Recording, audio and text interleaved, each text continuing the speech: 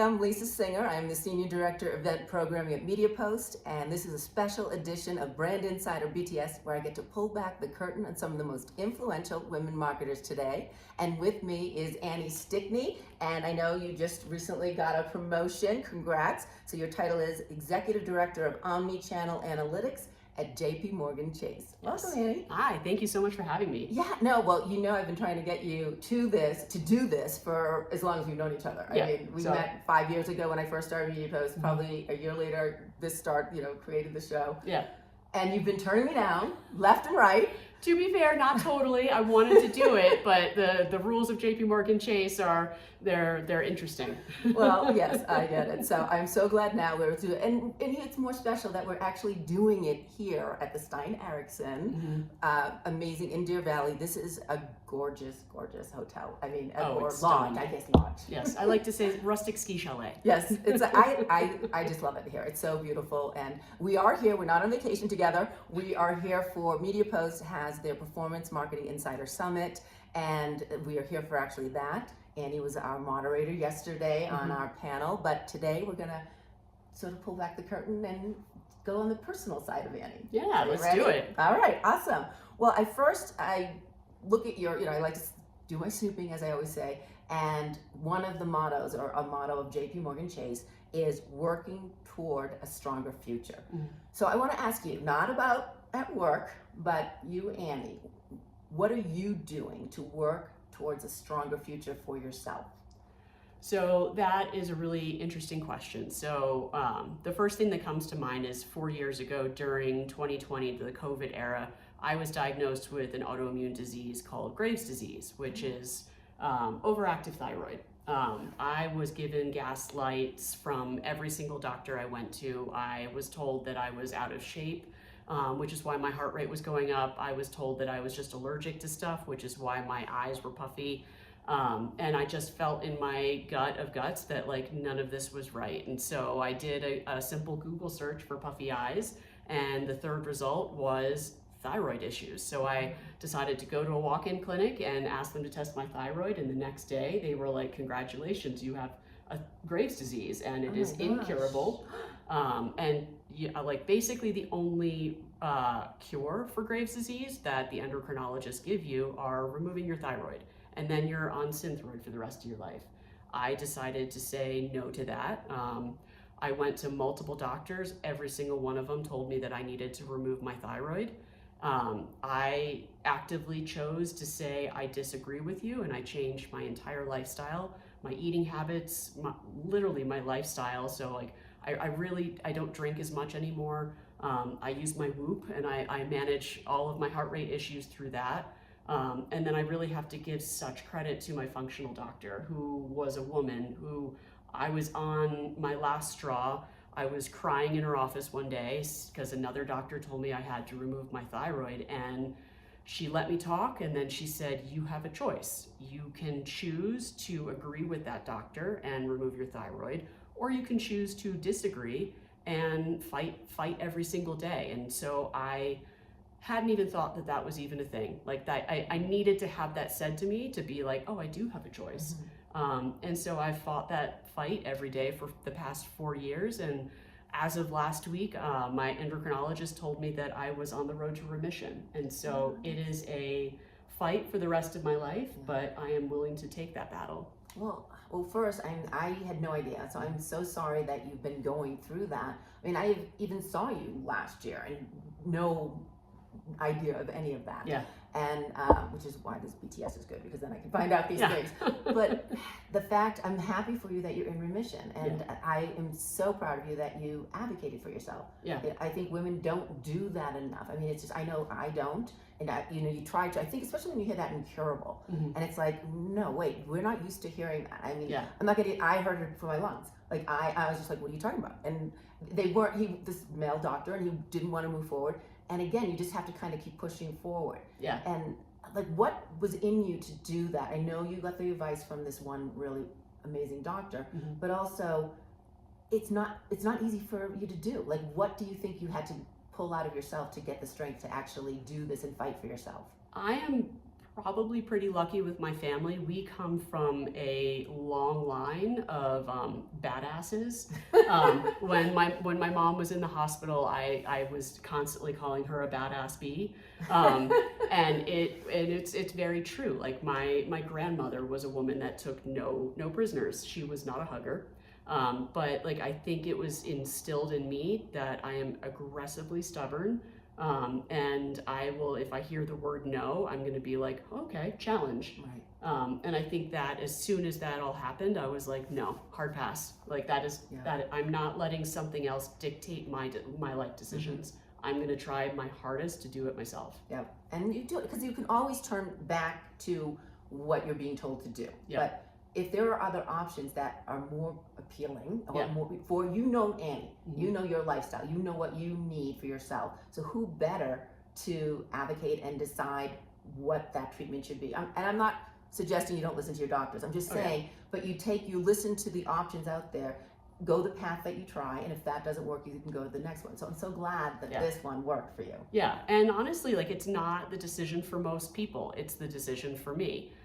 That was what I was most comfortable with, and I am making it a very data-driven decision because that's just literally who I am. Like I have an Excel sheet of every single one of my blood test stats. Wow. And like every single one of my doctors was like, okay, I feel like you're fine. Like like I wanted to make an educated decision. If my blood levels indicate that like my fight to keep my thyroid I'm losing, then I have the data to prove that, and I'm like, okay, I did everything I could. I will agree with the doctor now, but like that's just it is my decision. So I'm so proud of you to do that, and I mean I think it's awesome. I think it's it, but having known you over these years, it doesn't surprise me at all. So I think that's awesome. Well, so let's start from now, going back to earlier times when you probably were very carefree during college and after college. Your first job, which completely surprised me, was you were training dolphins at, what was it, Dolphin Quest. Yep. And all right, first of all, that's like amazing, swimming with the dolphins, and I just did not miss analytical Annie, and then you're doing this. And then you went on to work in a lab in Bermuda. So, right? In New York City. Oh, in New York City, but called Bermuda Lab. Was that right? No? All right, never mind. Just you worked in a lab. Let's just leave it at that. And you can you fill in the rest. Like, what were you thinking when you were graduating? Because here you are, as I said, I mean, you're Miss Tech and Analytics and financial, person, and then all of a sudden, are on the finance side. Yeah. And there you were, starting with swimming with the dolphins. Yeah. Tell me this path. I mean, it's the obvious linear career path that most people take. So when I graduated from college, I was so single-focused and single-minded on becoming the marine biologist that I wanted to be since I was in high school. And it's dating me a little bit, but Google didn't even exist at that point. So that wasn't even in like the conceptual ideas for my future. So I went to Bermuda and I became a dolphin trainer, and I quickly realized that this is not a lifelong career. And so, like life happened and I realized I had to make a career change. And based on my major, which was behavioral neuroscience, literally the only thing that I was qualified to do was something in neuroscience. So I got a job at a company called Rockefeller University in Manhattan. And the lab was studying Alzheimer's disease, and my boss had won the Nobel Prize in 2001, and it was just so exciting to be a part of a lab that you knew that research was going towards something, because not all labs have that. And so it was exciting to be around, and I did that for about 2 years until somebody and multiple people kept asking me when I was going to med school, and that was not on my bingo card at all. And so that's when I knew that I had to make another career change, and at that point, I'd never had an office job. I cold emailed my resume to everyone that would take it. And I got it was actually a woman that gave me my opportunity at a company called SpotFinder. And she said, like, if you can genotype mice, I'm pretty sure you know how to alphabetize a file. Oh, wow. And I was like, thanks. All right. So that's where you crossed over to marketing. That's when I crossed over. But you went Spa Finder. I'm assuming it's something to do with spas, or yes. No? Okay. Yeah. So, literally, yes. they're now. it's no longer Spa Finder as it is right now. They used to have gift cards that you could use at any spa in the world. And I thought to myself, I like a good massage. I was happy to work there. Okay, all right, so that I'm not far off. But then you really started most of the rest of your career leading in the financial side of things, and not you maybe doing financial things. Obviously, still the marketing and where did the analytics come into play? I mean, I guess as a neuroscientist, there might be some analytics going on, and I don't know. Like you tell me, it's 100% that. Where did this mindset go that's what led you? Because even though you are a marketer, it's not necessarily, it's more analytical side of things. At least from everything that I experienced with you, that's what I'm seeing. Yeah, and honestly, I joke that it's like the obvious career linear path, but it actually kind of is, because with neuroscience and science in general, you have to be very analytical, and you're always doing a study, you're analyzing the results, and you're seeing if that study became significant or not. Literally the exact same thing that I'm doing today, where I'm, instead of studying Alzheimer's molecules, or I'm studying the behaviors of dolphins, I'm literally just studying the behaviors of humans on the internet. So it actually, I'm using all the same skills, and I just didn't realize how it transferred into my current role. Right. Well, and I think it's important because when, as you're saying, you have the same skill set, and your Spa Finder boss who brought you in saw that, or at least thought you were smart. Yeah. If you could be a neuroscientist, then I think you could do this. But all I'm saying is, I think it should be an eye opener to people looking for, to hire, and knowing that maybe they don't have to be in this cookie cutter role, but just have those skill sets and take chances on people that might bring another voice, coming from another direction, and not having the same, voice said, that you're hearing if everyone had the same path. And what do you think of that? I mean, when you're hiring, you're now in a position to hire, would you look at people differently? Like, say they 100%. Swim with dolphins, are you going to give them a chance? Yeah, 100%. Yeah, and I do a lot of interviews at JPMorgan Chase for a lot of the rotational interns. A lot of them are just out of college, and they're so focused on getting a job at a big company. And I take it amongst myself to tell them, one, you have fantastic experiences, you are amazing at what you do, but also I kind of take from my own experience and I always tell them, just because even if you don't get this job, be open to other things. And I always talk about my own career linear progression and give them that example of a tangible example of saying, just because you want to have a role here doesn't mean that you can't make a total career change. I've made 3 career changes in my life, and be good at that other random thing that might not even exist today. So I always integrate that into every interview I do. Yeah, no, and I think it's smart. And one, it gets people, when you are young, starting out, more options. You may think you know exactly what's out there, but I didn't. Perfect example, it can take you in different directions. So I think that's really smart. I have to ask you, so when people meet you for the first time, what's one thing they might get wrong about you? So if people don't know me and they don't know my background, I always get the assumption that I don't know what I'm talking about. And it started from a really early age. So when I was a little kid, I had a lot of trouble in school. I ADHD and dyslexia, but they didn't know that at the time. It was in the 80s. But what they did is they did give me an intelligence test, and they messed up that intelligence test, and they actually labeled me as slow. Really? And so I was always put in kind of the slower kids classes. She needs extra help and extra time, and you're not an idiot. I knew that I was being coddled in the corner because there was honors classes, there was the regular classes, and then there was the classes that I was in that had 5 kids in it, and we were going through maybe 3 chapters of the Latin book instead of the whole book, and we kind of just knew. Right. And it really ingrained the stubbornness in myself, to try and almost overcompensate, to be no, I am intelligent, I'm not slow. And it's really shaped who I am. So I went to the boarding school I did, not because I liked it, but because my advisor told me I wasn't smart enough to get in. And seriously? So I said, F you. Not only did I get in, I graduated with honors. Wow. And like, there's a reason why like somebody like that chose neuroscience as their job, as their major. That's what you say when you're comparing someone to the smartest person in the room. Yeah. You're a neuroscientist. Yeah, I'm like, cool. No, so like I've struggled with that mentality, and it happened again in the workplace. Like, just because I am a woman in the room, people assume that I don't know a lot, and I like to try and prove them wrong. Wow. It's kind of like, it's literally the personality puzzle piece. Well, one, I mean, there's so many things there that I can unravel, but that you were strong enough to say, F you, I'm going to do this.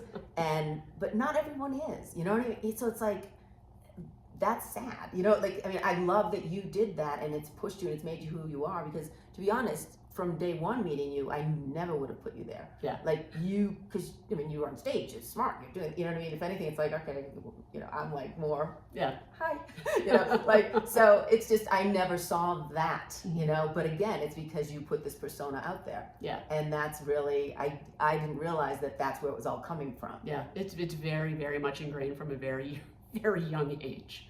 Wow, that's amazing. I can't believe that. I mean, I get that. I think you have, I don't know, I'm not going to get into changing the whole, like, the system, but I think that there has to be check points along the way. You can't just base it on one test or one this, and maybe there are today. So that, you know, I'm not going to, I don't know anything about, like, I don't have the knowledge for there, so I'm not going to put down something that I don't know anything about. But people just always assume, like it also started in, like, when I was in the neuroscience lab, I always knew the PhDs that had never been a technician, because they would always ask for things that, if they knew what they were asking for, you knew that it wouldn't be able to be physically possible in this short amount of time that you told me to do it in.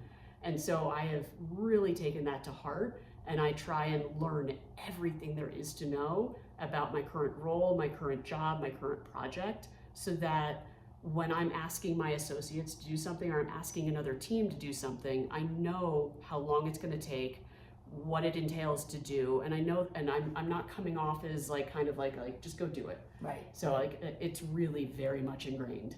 Yeah. Well, no, I mean, like I said, I had no clue where it was coming from. So you hide it well, put it that way. And we haven't sort of made mention of it, the fact that tech has been a big part of it, and especially now with AI. Mm-hmm. I'm sure this is you're like, yay, there we go, let's keep it going. But it's something that I think it's unusual for women. We're seeing more, but still not as many women embracing tech or the technology side. And I think because of that, we're not seeing women in roles like yourself or in senior roles that a younger woman just starting out can look up to as a role model. Mm-hmm. What do you say to them? Like, what advice do you give them to kind of, if they're interested in that path, but they may end up avoiding it because they don't have that person to look up to? Yeah. So what I would say is, it's not going to be easy. It's not going to be fair. But for a woman in tech, it really behooves you to learn everything inside and out. So that way, when you're in that room or in that meeting, you do know what you're talking about, and you're confident enough to speak up in the room. And once you become confident to actually voice your opinion, which is probably going to be right because you studied the material and you know everything about it, you become a trusted stakeholder. And I've really found that is the key to having women succeed. I found that women who don't have that confidence, they don't tend to speak up, and then it doesn't really work out well for them. Right. And so if you have that confidence from the very beginning, it will help you. And again, I want to reiterate, it's not fair that a woman has to know way more than anyone else in the room to be taken seriously. But I have been a part of jobs and a part of groups where I'm the only woman in the room, and that's essentially what my learning has been. Like, I have to be vocal, I have to be confident, and then you get a reputation within that job or that group, and you're like, oh, Annie knows what she's talking about, and then you get added to that table and you're in that room. Right. Well, I'm curious, and again, it might be, as you said, it shaped you from early on when you were put into this special class, and then now you don't let people tell you that you're less than who you are. Yeah. So do you think that's because having that confidence when you're the only woman in the room, And even in a situation, I mean, obviously this is more male-dominated industry, but at any time when you're the only woman in the room, sometimes there's a tendency to want to just sort of sit back. Or like sit back and shrink. What was it in you? Do you put it back to that time, or is it more what you've learned throughout your career or your life that gave you that push to say, all right, I'm going to talk. I'm going to let people know what I'm thinking, even though I am the only woman? It's a little bit of both. Like it's instilled in me from an early age, but also I've been in the room in the early parts of my career where I didn't talk up and I didn't speak up, but I had a lot of ideas and I was just kind of shunted to the side, and then I wasn't invited to that group anymore because I just didn't participate. Right. And I really have to say thank you to that woman that gave me my first job at Spa Finder, because as a woman, she was like, I see something in you. And for me, that motivated me, and I didn't want to let her down. And so I worked extra hard to be amazing at that job and not let her down. Yeah. And what ended up happening was I then, after 6 months in that role, the male CEO comes walking up to me and says, hey, you seem like you're smart. I'm like, thank you. And he's like, do you want a promotion? And I said, yes. And he said, great, you're gonna be doing HTML, JavaScript, CSS. He literally listed off every acronym that I had never heard of before in my entire life. And I said, great, let's do it. And I went back to my desk and I Googled what is HTML and I taught it all to myself. And then within a year of being in that role, I became the leader of that group. And so that experience really shaped how I work in the future. And I know that I have to be a go-getter. I know I have to know everything and speak my mind, and then the results kind of prove for themselves. Yeah, no, I think that's amazing. And I do think it's something that, everyone needs to, find their voice and be able to speak up but have the backup, the stuff. Don't just speak because you do. I know a lot of those who just like to be the one heard in the room, and they're not necessarily like they tap you on the head. They're like, go away. Yeah, you're a little girl, and I'm like, no. So, or those what I was more those who want to speak up and don't necessarily have it to back up. They just want to hear their voice. Yes. And so I think we run across all that. So don't do that either. But I want to ask. Again, we talked about you swimming with the dolphins. That's on a lot of people's bucket list, to be able to do that. So you've done that, so that's checked. It's off your bucket list. What's something on your bucket list? My bucket list at the moment it's very so I lost my mom to a lung disease 2 years ago, almost to the day, and she won 13 golf club championships in her life. 6 months after I was born. Wow. And I became a very big a golfer because of her. Like, I learned how to play golf when I learned how to walk. She said, here's a club, and I chipped from tree to tree in my backyard. And as she was passing away, I promised her that I would get my name on a board. And so I have worked very, very hard for the past couple of years to improve my game, improve my skills. Like, I got a trainer, I got a coach, I got a mental health coach. And so I have poured a lot of effort into fulfilling that goal and fulfilling that dream. So I can be on the board with my mom and my grandmother. My grandmother won golf club championships too. That's amazing. I'm sorry you lost your mom early, but again, you take something that's horrible and you make it something that inspires you, or it pushes you. Yeah. And I think that says a lot about you. And it also helps me reconnect with my mom. Like, every time I play golf, I know that it's my mom loves me. And I got her last note tattooed onto my wrist. And it's literally just the words, love you. And I put it so it's right above my golf glove. Can you see it? Right there. Distorting you. Yeah. But that's beautiful. But it's right above my golf club, so every time I hit a stinker of a shot, I just look down and I'm like, okay. And I've actually caught myself saying, I love you too, Mom. And so it really helps me like get over that loss and also reconnect with my mom, because it's just another way of communicating with her anymore. So I can't talk to her, but I can still kind of communicate with her through that. Yeah. Are we close to being on the board? I hope so. I don't know.